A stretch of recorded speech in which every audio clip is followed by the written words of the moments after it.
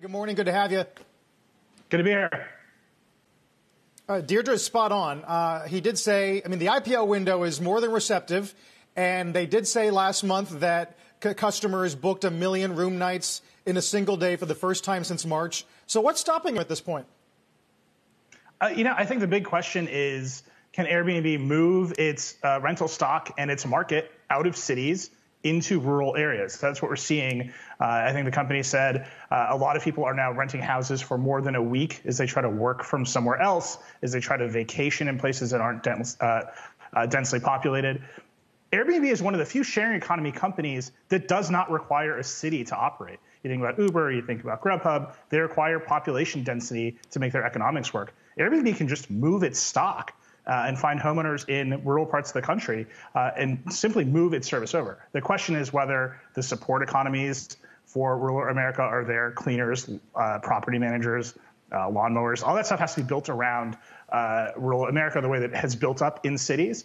But another big benefit for Airbnb is they've been in fights with big cities. New York City is Airbnb's biggest market. The city doesn't want them there.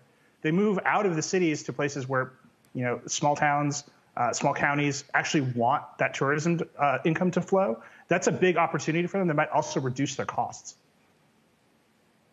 Yeah, you're right about the battle they've had with the hospitality industry and the entrenched interests within cities. On the other hand, they have found ways to partner with hotel chains. They've been, I would argue they've been relatively adept at finding ways to be a good frenemy to some of those long-term players, don't you think?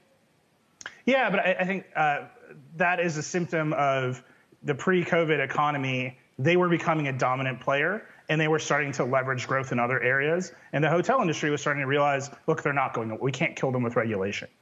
Post-COVID economy, I think the company has to reset and fundamentally start to offer a different kind of product, which is more or less what we've heard Chesky say.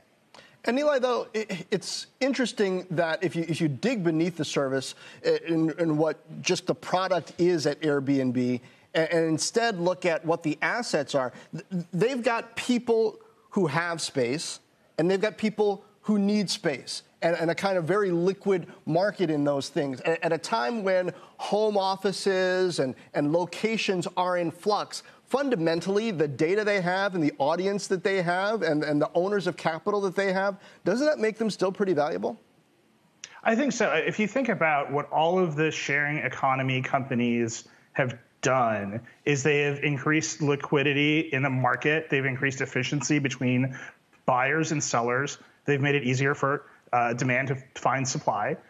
That is, again, in a city, you've got a bunch of limo drivers, taxi companies, what have you. That has worked really well for those companies, but they depend on that base of supply.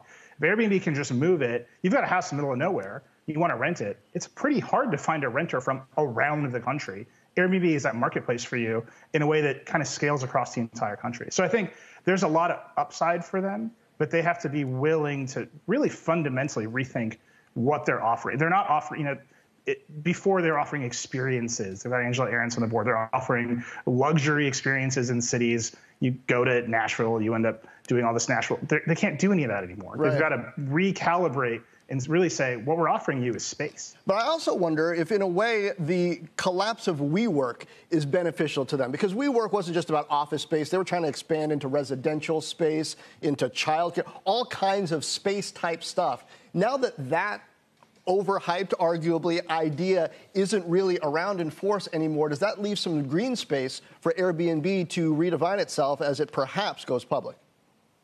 Yeah, I think so. I think the question is whether people want to work out of homes forever, right? Whether working in someone else's house is actually enough of a change from working in your own house, or vacationing in someone else's house is actually different enough from working in your own house, or whether they need to build or acquire a different kind of stock. And one of the challenges they will have as they expand into these other areas is homeowners are buying up properties. Anecdotally, I'll tell you, I'm in upstate New York. There's a boom in the housing market here. People are buying up all kinds of things and adding them to Airbnb, but they need to renovate those homes to make them desirable for a variety of uses. And it is hard to do construction right now.